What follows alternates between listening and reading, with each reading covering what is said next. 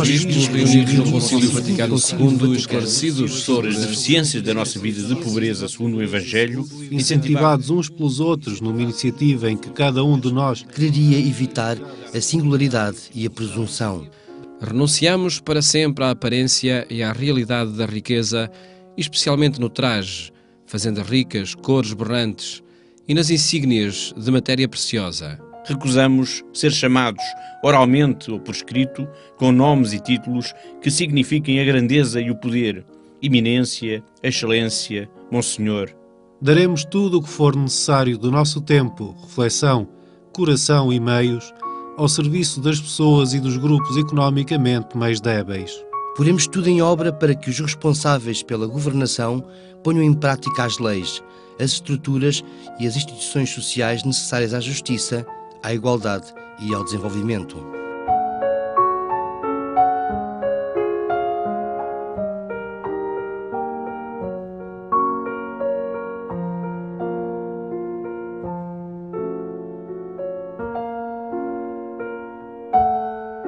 Catacumba de Domitila, em Roma, 16 de novembro de 1965.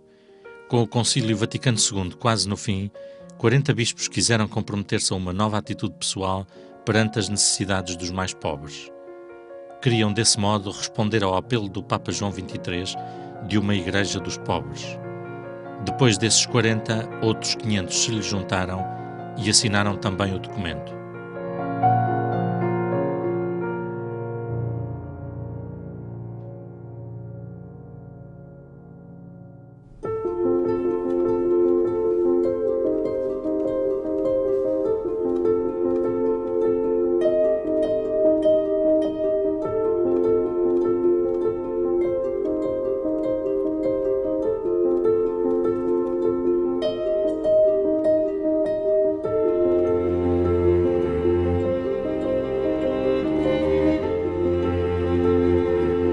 É importante por tudo aquilo que significou na linha do concílio, o chamado Grupo da Igreja dos Pobres, levar também toda a celebração, foi a celebração da Eucaristia, foi no final da celebração da Eucaristia, levar este compromisso, assumir compromisso por escrito, para o levar depois para o mundo das dioceses. Eu acho que foi importante também como uma chave de leitura para o próprio pacto. Queriam, sobretudo, que os pobres fossem sujeitos na Igreja.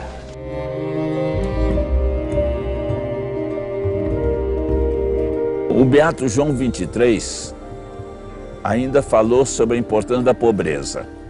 Agora, aquilo não colou muito não deram muita atenção não. A partir da segunda sessão, quando se começou a aprofundar mais a coisa e vendo que igreja realmente, para seguir Jesus Cristo, tem que ser uma igreja pobre, voltada para a pobreza. Não é pobreza, miséria, passar necessidade das coisas, não. Mas é de você se contentar com aquilo que é necessário para você. Então aí os bispos começaram a ver que a gente tem muita coisa que não é importante, não. E no final dos 4 anos, um grupo de bispos quis celebrar nas catacumbas. E lá convidamos os que quisessem assinar um certo compromisso, um pacto, chamado das catacumbas, em que nós aceitávamos que os pobres tivessem um lugar especial em nossa vida pastoral. E eram cerca de 500 bispos que assinaram o Pacto das Catacumbas. Eu participei dessa celebração e ali se tomou um compromisso, pelo menos daqueles bispos assim, com a sua preocupação e a sua atividade em torno do que os pobres podem fazer para sair daquela situação. Não era só o problema de fazer para, mas é o fazer com, e fazer com que ele possa tomar também coragem da transformação da sociedade.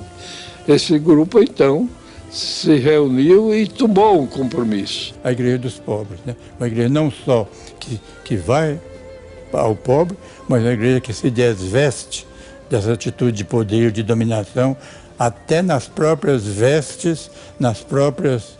Você falava até uma residência, meio de transporte. Aí os bispos, os pastores, tinham que participar da vida do povo, ser mais simples com o povo. Nós, bispos do Brasil e um pouco da América Latina, tínhamos uma tal preocupação em ajudar a manter a autoridade. Sem autoridade é o caos. E ajudar a manter a ordem social. Então nós tínhamos uma ligação muito estreita com os governos e com os ricos. O curioso é que neste tempo ninguém nos acusava de fazer política. Parecia muito normal que a igreja estivesse sempre ligada aos poderosos. Dom Helder foi morar na sacristia da Igreja das Fronteiras.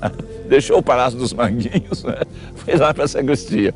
Então fizeram uma divisão lá no fundo da sacristia para fazer um banheiro para ele. O gabinete dele era toda a sacristia. Livro esperava por toda parte. Cama não precisava, porque nordestino precisa de cama, dorme na rede. Né? Dom Helder nunca teve secretária.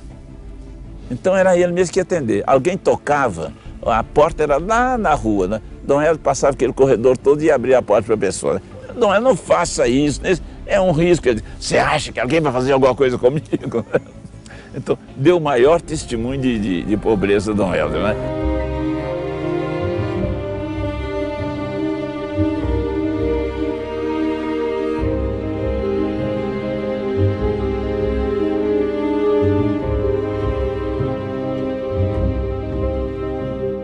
Para todos apareceu como um grande homem, Dom Helder Câmara, mas eu vivi durante 10 anos na Argentina e fui tomando conhecimento daquilo que significou, por exemplo, um Dom Saspe, um Henrique Gelelli. O Henrique Gelelli foi assassinado durante a ditadura militar na Argentina, em defesa daqueles que eram excluídos do sistema.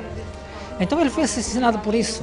Isto foi o levar, digamos, do espírito do concílio, do espírito do pacto, do texto do pacto, foi levá-lo para as dioceses. Portanto, tantas coisas que aconteceram de proximidade em muitas igrejas da América Latina, e não só da América Latina.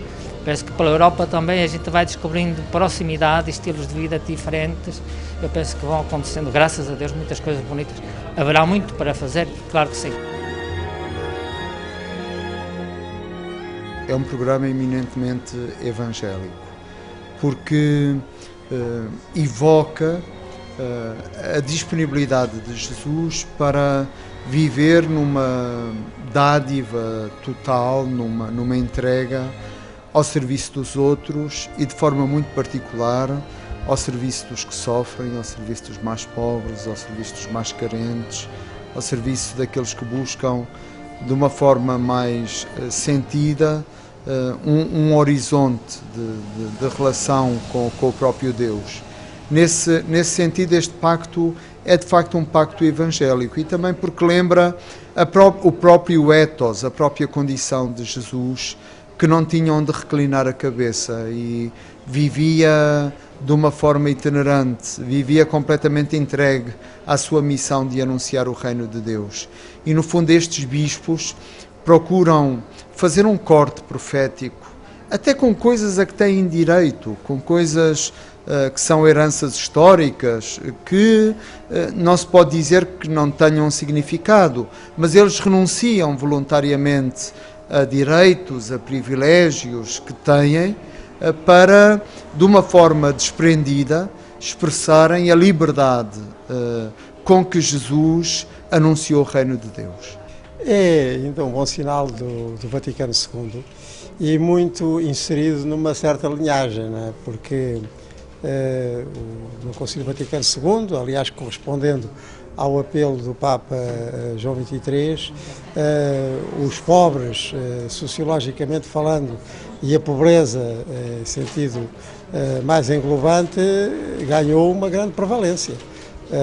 E mesmo na nossa tradição católica deixou, por assim dizer, estar tão ligada ao trabalho de algumas congregações religiosas ou então aos próprios conselhos evangélicos, o voto de pobreza, para passar a ser mais entendido como algo que nos diz respeito a todos, se quisermos acertar com o acerto evangélico, porque foi para anunciar a boa nova aos pobres que Cristo veio ao mundo. A Igreja serve e pobre e que de facto o problema da pobreza, o problema da marginalidade de uma grande parte da população seja nos países ricos, seja nos países pobres, embora esteja a diminuir a diferença entre os ricos e os pobres a nível mundial, estão a aumentar as desigualdades e digamos que a sociedade vive um espírito, predomina na sociedade europeia, por exemplo, um espírito que não tem muito a ver com esta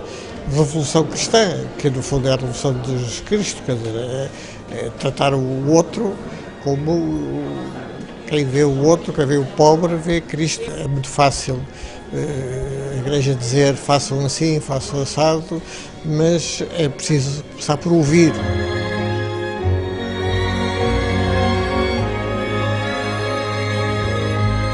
Quando o padre António Leite, dos Padres do Verbo Divino, me abordou para a publicação disto, eu perguntei, mas o que é isso? E ele disse-me, contou-me o que é que tinha acontecido, realmente, que um grupo de 40 bispos se tinham reunido nestas catacumbas de Santa Domitila para assumirem uma opção pelos pobres.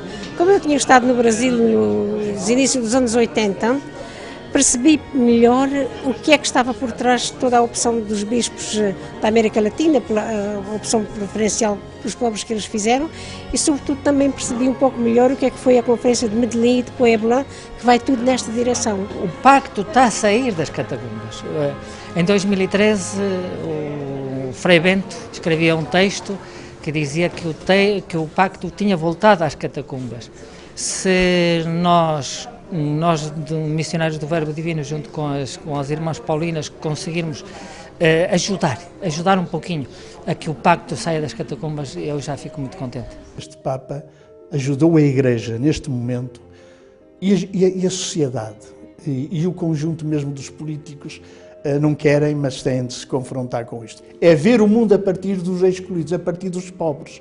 A pobreza já não é uma coisa desejável, a vida sóbria assim, mas é realmente trazer os pobres para o centro da Igreja. Quer dizer, isso é que está mesmo a cumprir-se aquilo que o Ler Caro, e depois um grupo de bispos se reuniu para isso, para dizer, sem ter os pobres no centro da Igreja, a Igreja não é Igreja. Essa herança do Pacto das Catacumbas e de alguns dos seus subscritores, especialmente sul-americanos, Helder Câmara e outros, ficou na América Latina, encontrou aí um solo fértil para se desenvolver, e é desse solo que vêm acontecimentos como Medellín e depois as outras conferências do Episcopado Sul-Americano e do Caribe, de onde veio o Papa Francisco. E o Papa Francisco, na sua exortação programática do pontificado,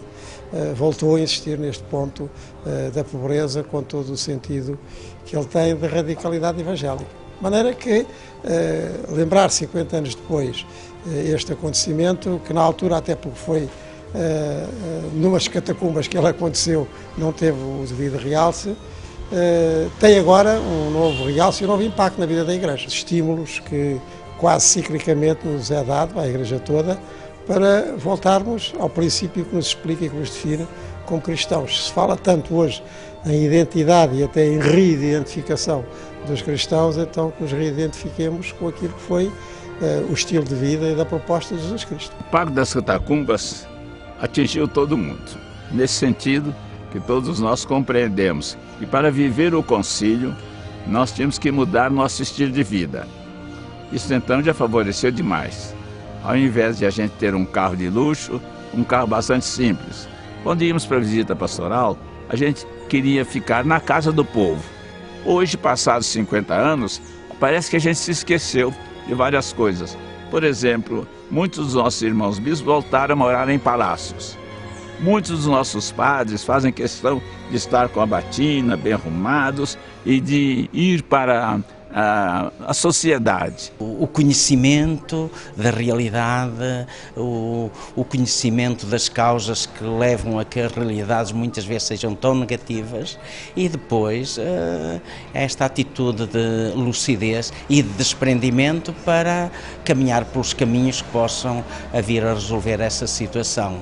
Eu acho que é um sinal bonito que temos, mas é um sinal que nos aponta para um caminho imenso que temos pela frente e um caminho que nunca estará terminado, mas é um caminho que de fato nos deve despertar, porque não podemos de fato falar de Deus quando vemos um mundo onde Deus e aquilo que é a manifestação de Deus está ausente, e essa manifestação é sobretudo o assumir a realidade, o assumir a humanidade como um valor, o valor primeiro, e onde de fato nós podemos também reconhecer Deus e adorar a Deus através do respeito que temos por aqueles que foram criados à sua imagem e semelhança. É como se fosse um apelo, é como se fosse um grito a um outro estilo, a uma outra gramática de ser igreja. E nesse sentido é de facto também um manifesto político, porque se a gente pensa que tipo de igreja, que tipo de sociedade com estes gestos constroem, nós percebemos que é uma igreja despojada, que é uma igreja radicalmente ao serviço, que é uma igreja que se desprende de muitos atavismos, que é uma igreja capaz de fazer uma crítica em relação aos seus próprios automatismos e às heranças que ela carrega, e é uma igreja que procura, de uma forma muito expressiva, uma aproximação à figura de Cristo, eu diria, à figura de Jesus, também ele, pobre, vivendo uma vida de pobre. Há uma memória na Capela do Rato, inclusive foi um dos lugares onde o Dom Hélder Câmara, um dos principais subscritores do Pacto das Catacumbas, celebrou a Eucaristia quando passou cá para Portugal. Mas ao mesmo tempo o Pacto das Catacumbas é um desafio para todos os cristãos, não só para os bispos, mas para o estilo de vida cristã, que em grande medida tem de ser revisto em chave evangélica. Em 1986, Dom Hélder Câmara esteve em Portugal e foi acompanhado pelo padre Peter Stilwell, então capelão da Capela do Rato em Lisboa e assistente nacional do Movimento Católico de Estudantes. Foi uma viagem muito marcante, quer pelas sessões públicas, quer por aquelas que foram assim sessões mais privadas. Eu tenho só a memória de eu ter entrado na capela, ter celebrado, contar a sua experiência do Concílio Vaticano II e como, juntamente com os padres da América Latina, tinha acabado por convencer muitos dos padres que se encontravam, quando eu digo padres, neste caso, os bispos que se encontravam reunidos no concílio, a fazerem uma viragem, por assim dizer, na ordem dos trabalhos. A grande encarnação do Pacto hoje, que é o Papa Francisco. E eu creio que ele, para mim, como para todos os meus colegas do Episcopado, é uma figura muito estimulante e desafiante para esse mesmo radicalismo evangélico. Eu creio que a melhor figuração do Pacto, 50 anos depois, é a pessoa e o protagonismo eclesial do Papa Francisco. Nem sei se Bergoglio conhecia o Pacto, né? Acho que é uma primeira coisa, porque não, em muitas igrejas não foi difundido, não foi assumido como uma herança do concílio. Eu penso que é uma das heranças mais importantes e foi a primeira recepção. 15 dias antes de terminar, os bispos já disseram: nós vamos receber o concílio nessa linha, né? Mas eu digo assim, ele, talvez mesmo sem conhecer o pacto, ao assumir o nome Francisco e declarar publicamente que ele pensou no nome, quando o cardeal Umes o abraçou e disse: não se esqueça dos pobres, e ele diz: me veio na mente o nome de Francisco por causa dos pobres. E se a gente lê a Evangelii Gaudium, ele dedica como a primeiro horizonte essencial da igreja a opção pelos pobres. E ele tem feito com muita clareza gestos nessa direção. Então eu penso assim, ele faz parte de uma herança dentro da igreja que o Pacto das Catacumbas sobre colocar à frente, tornar viva, e que se transformou na opção pelos pobres da Igreja Latino-Americana. E aí sim, Bergoglio vem dessa corrente da Igreja Latino-Americana atenta aos mártires, aos pobres e à luta pela justiça. O período agora foi um que vem da América Latina, que nem era a pessoa assim mais envolvida com o mundo dos pobres, mas que se foi convertendo pouco a pouco, finalmente era um dos pobres também. Eu acho que ele está a fazer algo que, a meu ver, isso nunca tinha sido feito. É pensar a realidade a partir dos pobres, dos excluídos, daqueles, trazer para o centro a periferia. Ele é a realização mesma, quer dizer, em ato. E agora tem um grande trabalho, é converter os bispos a isso, quer dizer, é converter os grandes, a Universidade Católica. Por exemplo, a carta que ele enviou fazia 100 anos, a Faculdade de Teologia de Buenos Aires, e ele diz: eu quero uma teologia que cheira a povo.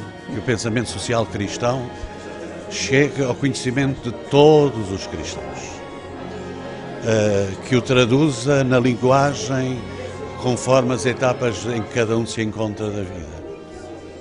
Desde a catequese, quer dizer, dos nossos catecismos não pode estar afastada esta dimensão social da interpretação que se possa fazer daquilo que Jesus disse e fez. Considero-me um incondicional do Papa Francisco, não é? Com a sua encíclica Laudato Si e com o Evangelho, a alegria do Evangelho, e portanto este texto, este sentido de anunciar este livro chamou-me a atenção a questão das catacumbas.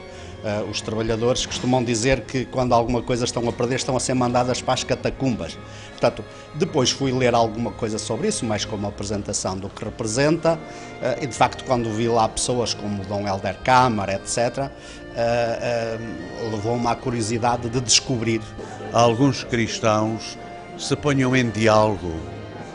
Em diálogo, é preciso haver mais diálogo, porque há várias formas de interpretar o pensamento social cristão. Sentemos à mesa, conversemos, unidos todos pelo mesmo ideal que é o seguir a Cristo. Mas não estando muitas vezes aqueles que defendem determinados pontos de vista que poderão estar mais posicionados numa vertente neoliberal, outros numa vertente mais socialista ou progressista. Sentemos, conversemos para que se faça uma síntese daquilo que é esse pensamento social cristão. Na área que eu estou, na área do trabalho, da direção de organismos de trabalhadores, na Liga Operária Católica, portanto, representa, pelos gestos, pelos sinais que nos têm sido dados pelo próprio Papa Francisco, significa a simplicidade. A perspectiva de que todos nós podemos contribuir para o serviço da Igreja, para o bem comum, para o serviço das pessoas, especialmente os mais necessitados. Não é ficar à espera do que nos venham dar, não é ficar à espera da esmola, mas é todos sermos protagonistas. Vejamos na própria encíclica quando surge vários aspectos no sentido do cuidar, e todos somos chamados a cuidar da natureza, cuidar das pessoas, cuidar do ambiente, esse cuidar no sentido de todos participarmos.